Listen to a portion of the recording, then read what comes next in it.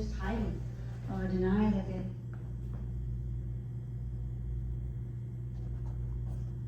really care for the folks. It's one of the reasons I love Mercy Haven. So, we've been busy here all day, as you can see. I was just going to take a break and have a cup of coffee and a piece of coffee cake. Would you like to have one with me? It's okay if you have a few minutes. It's right here. Come on. You can come and just sit right there if you want. I put that plate and the mug for you. I was hoping you'd want to have a cup of coffee with me.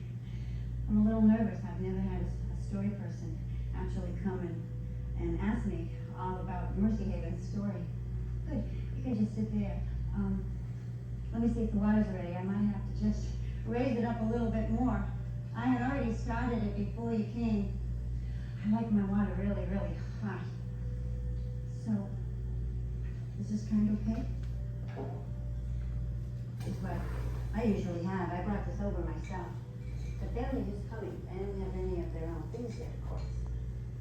But this is what I use. My sister Emily. No, she doesn't live in a house like this. She lives someplace else.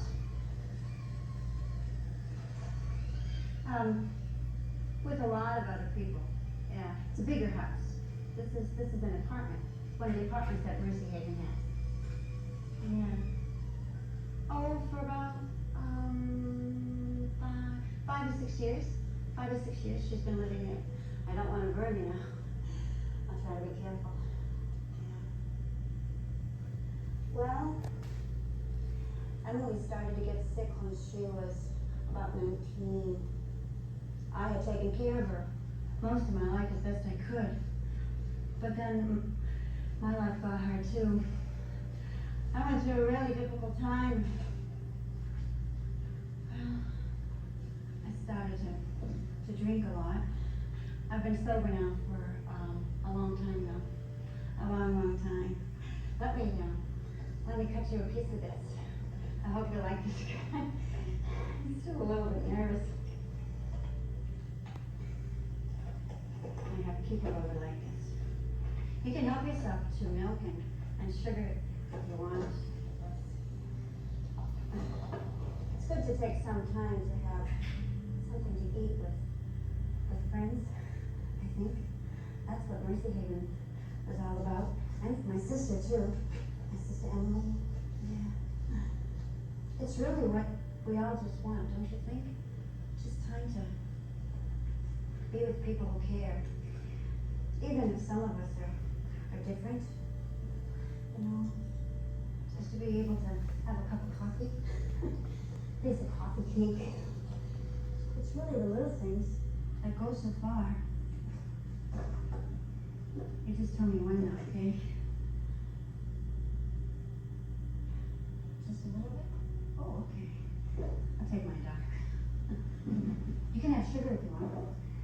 I was going to have a cigarette, but I think I'll wait. I won't have one right away.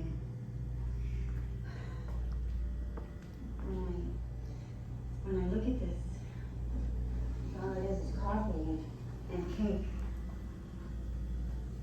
And that's where our story really began with Mercy Haven.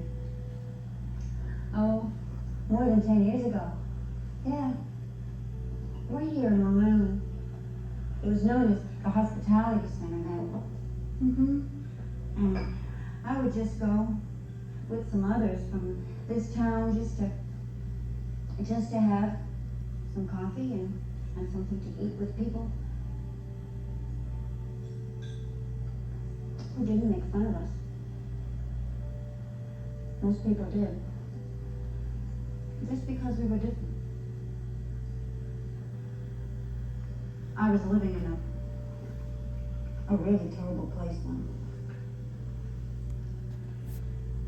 Maybe you've heard about those kinds of places where we were people who, some of us had mental illness. We all had been poor. And we all just knew a lot of loneliness then. Yeah. But when we came to the hospitality center, It was like we had a place to belong. Yeah. You see this house over here? It's like having a house that you could go to. Even though it wasn't a house then, it was just a place where you could go for coffee. See, I think this is really all that we want. People want a home. My sister Emily's wanted a home. Now she has a home. Wonderful people are taking care of her, and I get to see her a lot. I live not too far from here. I have my own home. Yeah. I got a lot of help in the early days from the people at Mercy Haven. How do you like your coffee cake? I don't feel much like eating right now, but I'll finish it in a minute. It's really just about having a home. Do you know, there's a game. Maybe you've seen this game? This is about home, too. Houses. But it's more about homes. Yeah. Home for Emily and a home for me. A home for all the other people who have been lonely, or homeless, or mentally ill. If you want to take your coffee cake over into the other room, I have a surprise. I'll show you something that's really about home. It's right back over there. You can come with me if you want. Where do you see this? I've been so excited waiting to show this to you since you got here. Here it is.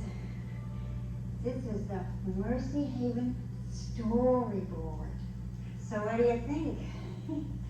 It's pretty wonderful, isn't it? But it's not finished yet. I have to place some things around it. We have to place the risk cards, and we have to place consequence cards, and free miracle cards.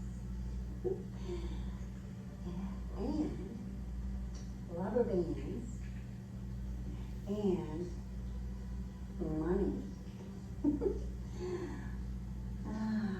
Well, before I begin to tell you the story of Mercy Haven through our storyboard, first I have to tell you a little bit about Sister Pat. This really isn't Sister Pat, and it doesn't look like Sister Pat, but it's one of the little girl's dolls that she already left here. Somehow it just makes me think about her. I've known her for many, many years, as I told you before. She came here to St. Patrick's. She was just a young sister. Some of the people at that time thought she was an uppity nun. She had a guitar, and she looked kind of like a hippie in those days. Yeah. One of the first things she did when she came here was to gather a group of women around her. Or women from the parish who would come together and pray. See, that's really where our story begins. It began in prayer. And people coming together to want to know God and to know more what God wanted from them. Yeah. After they had really deepened their own prayer life, they began to study the social teachings of the church. And from there, they began to fall in love with doing works of justice, of making a difference in the lives of people, especially the poor and the homeless, and the people who in the Bible are referred to as the unweaned, the little ones of Yahweh. Yeah. Sister Pat was a sister of mercy. I don't know if you know anything about the foundress of the Sisters of Mercy. I've just been reading a book about her. And I even brought it here so I could take a break sometimes from the painting and the work that I was doing. Her name was Catherine McCauley. She lived a long time ago.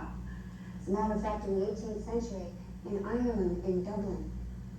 Maybe your family's from Ireland, or you even have relatives in Dublin. I do.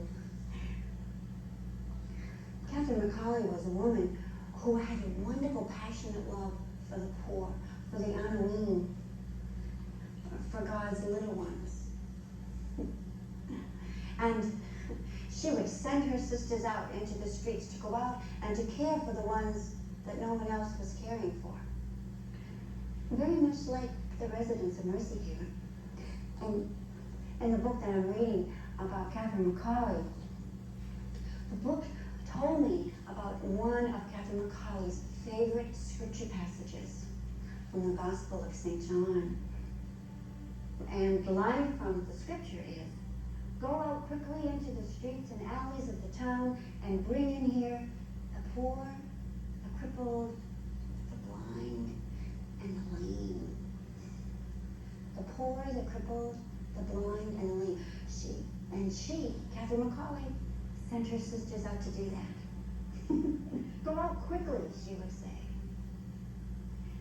That's been the work, really, of the Sisters of Mercy. Do you know some Sisters of Mercy yourself? No? Oh, that's too bad. Well, Sister Pat, she continued with that same call of Catherine McCauley, and with the folks that she gathered in those early days at St. Patrick's. To go out into the streets and to bring in and to care for the poor, the blind, and the lame. And they did that through their work at St. Patrick's Parish. And the poor and the weak and the lame were mostly the homeless and the poor and the deinstitutionalized, the mentally ill, who lived in these areas of the South Shore of Long Island. Well, St. Patrick's Parish had already had a long history of social awareness. So it was rich territory for doing the works of justice. Well, the women that Sister Pat brought together to make a difference in the lives of the poor, they opened the Hospitality Center. This is where I first met Sister Pat. I already told you that. Myself and my sister Emily and some of the other people, from the Cherry Street apartments and from the Bay Bright Hotel, we came there for coffee and food. But soon the Hospitality Center grew from being a place that didn't just offer coffee and cake, but a place that offered meals, and then the food pantry. And then their services grew, and they attracted people not only from St. Patrick's Parish, but from other places. Other people who were also caught by this passion to do the works of justice for the poor. And so they became known then as the Social Justice Board.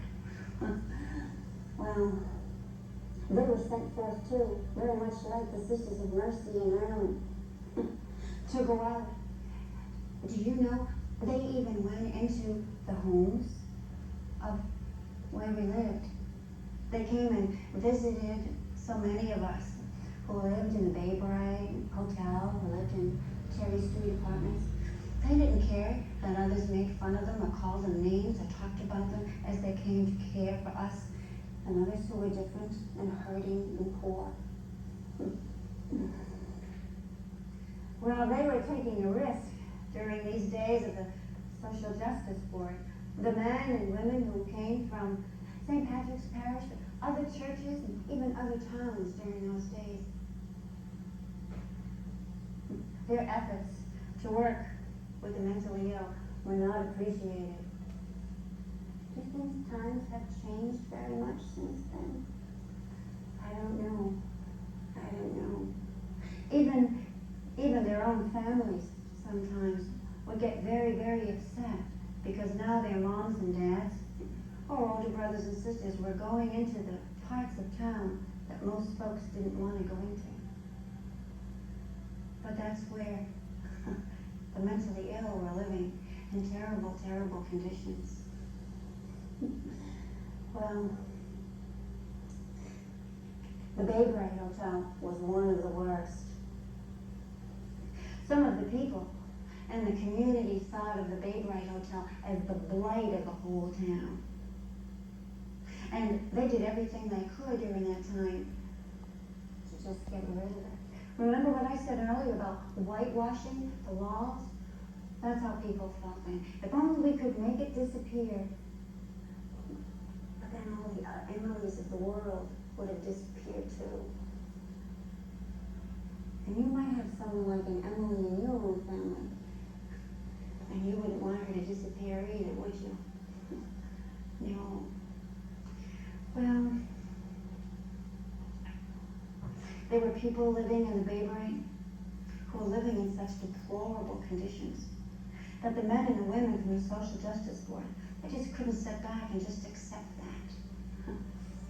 Well, that was the time when Sister Pat asked Sister Kathy to come and work with everybody in the hopes that they would get a grant, and together they could take over the Bay Bright Hotel and care for the residents who were living in there.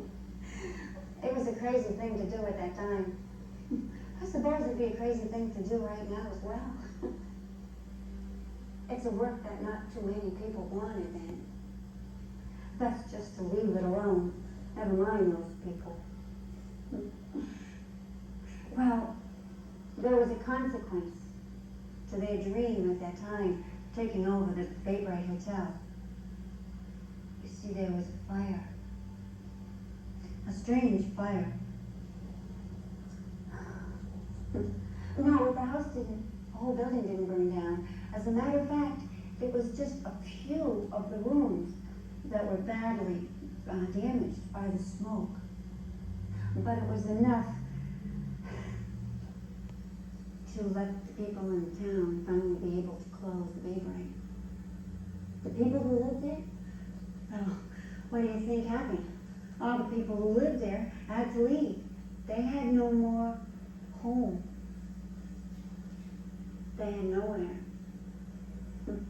Well, that's when the members of the Social Justice Board and others who cared about the poor and the mentally ill, you know what they did? This is one of the best parts. They took all the folks who no longer had rooms or homes in the Bay Bright into the church hall at St. Patrick's, and they put them up there. Yeah. Oh, for many days. Sister Pat and Kathy weren't even around when that happened. But those who had been working with them, they were so charged now with the passion for justice that they moved on their own. Sister Pat and Kathy were out in California attending a conference, and they heard what had happened. And all their friends were caring for those who had just lost their homes day in and day out, day in and day out. They cooked for them and they cleaned, they helped them, they brought them food, they helped them with services. It was like a big ward with just beds and cots everywhere and folks sleeping there. Awful? Well, not really, because it was an experience of love. Oh, yes. Yes. It was an experience of profound love for everybody. Those from the Social Justice Board and others who had come to help those who had been thrown out of their own home. They fell in love with the residents there. It changed their lives. Doing justice does that for people. It changes their lives. They felt empowered to do even more. But all those folks who were sleeping on the cots and on the floor and sleeping bags in every place, for them, for some of them, it was their first experience ever of being loved. Anyway, everybody felt called forth after that day. It was as if Catherine Macaulay were with everyone saying, now go out, and keep caring for God's little ones. Well,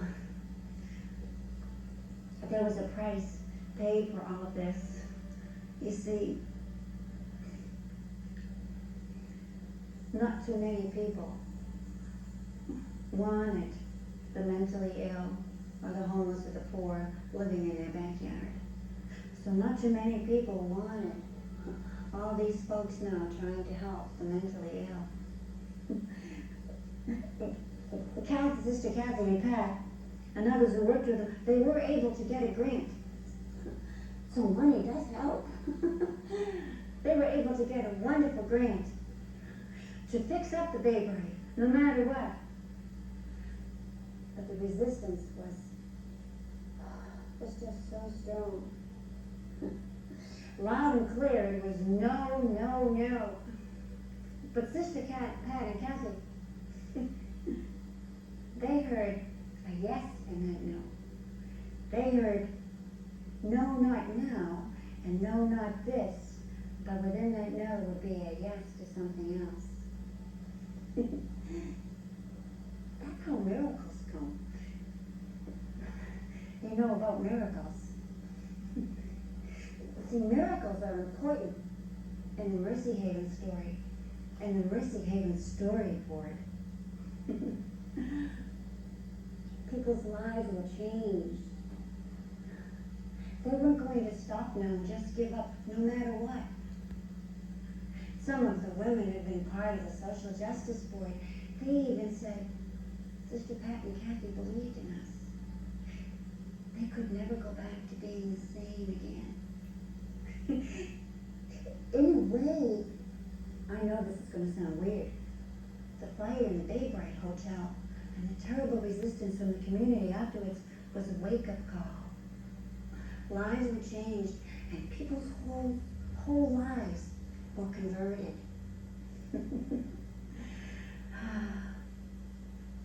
Following this, the consequence of this was that Sister Pat was asked to leave the parish she'd been working in. But the miracle was that they incorporated in order to get the grants to do the work they wanted to do, and that's how Mercy Haven was born. Happy birthday to Mercy Haven. Happy birthday to Mercy Haven. That was a decade ago. It didn't get easier after that, though. No, because there were still so many people who, no matter what grants came through for Mercy Haven, the resistance continued so strong. But there were still miracles.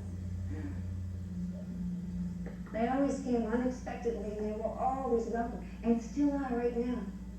You know about miracles.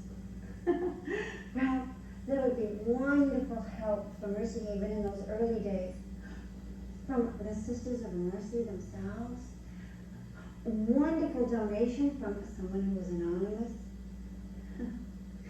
little donations from people who had very little. They would be sent anonymously too, and it all felt like miracles raining down from heaven. There was even some wonderful donations of money that had been raised from the Social Justice Board from the days when Sister Pat was even working with them. So just when it seemed like they wouldn't be able to go anymore, miracles would come down. That's always the way it is, I suppose. Huh? Yeah.